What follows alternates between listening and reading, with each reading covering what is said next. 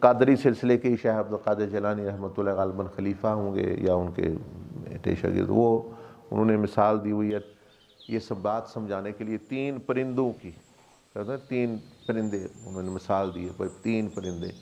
ایک پرندہ جو ڈاکٹر صاحب فرما رہے ہیں، ایک پرندہ اڑ رہا ہے ایسے چڑیا سمجھ لیں، باز 3 باز ایک باز ایسے، پھر جو ہے انہوں نے دوسرا دیکھا، وہ دوسرا بھی اس کے پیچھے پیچھے اڑ رہا ہے، پھر تیسرا دیکھا، وہ تیسرا بھی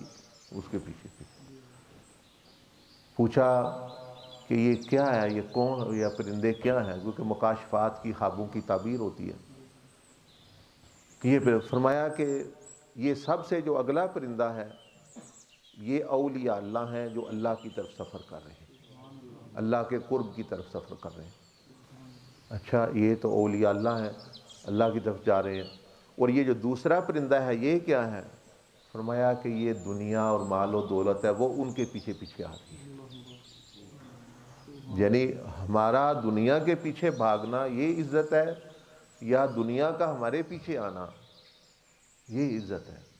اس میں عزت ہے، یعنی جائز طریقے اختیار کرنا، ترجیح اللہ، فرمایا پہلے وہ تو اولیاء اللہ تو اللہ کی طرف سفر ہے ان کا، دنیا ان کی ترجیح نہیں، ضرورت ہے ترجیح نہیں، اور دنیا جو ان کا حصہ ہے، حضور غوث پاک فرماتے ہیں، وہ اللہ پاک پھر دنیا کو کہتا ہے دیکھو میرا بندہ نہیں طرف اس کا حصہ اس کو دو،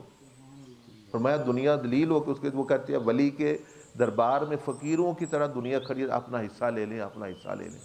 کیونکہ دنیا مجبور ہے دینے کے، کیونکہ جتنا اللہ نے لکھ دیا ہے دنیا کو حکم ہے کہ اس کو پہنچانا ہے، بھئی یہ جو تو میرا بندہ تو میری طرف ہے آیا، تو اے دنیا تم نے اب اپنا حصہ اس تک پہنچانا ہے، تو دنیا فقیر بنی ہوئی ہے ولی کی، اور ہم جو ہے دنیا کے فقیر بنے ہوئے ہیں، اور اللہ سے پیٹھ پھیری ہوئی ہے، اور جو ہے یعنی دنیا کی تمہاری تو دلالت اس لیے ہو رہی۔ تو تیسرا پرندہ یہ تو ہو گئے اولیاء اللہ، اللہ کی طرف سفر، یہ ہو گئی دنیا، دنیا ان کے پیچھے جا رہی ہے، اور تیسرا کون ہے، فرمایا تیسرا دنیا کو چاہنے والے اور دنیا دار، وہ دنیا کے پیچھے جا رہے ہیں۔ تو یہ 2-3 مثالوں سے میں نے آپ کی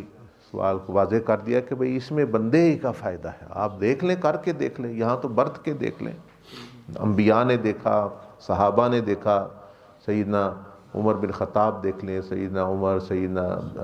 عثمان غنی، کہ انہوں نے اللہ اس کے رسول کو ترجیح دی تو آدھی دنیا کی حکومت آ گئی۔ آج آدھی دنیا کی حکومت ہے مسلمانوں کے پاس، اور ضلالت پھر بھی ہے، کیونکہ وہ اس کے پیچھے لگے ہوئے ہیں، دنیا کے پیچھے۔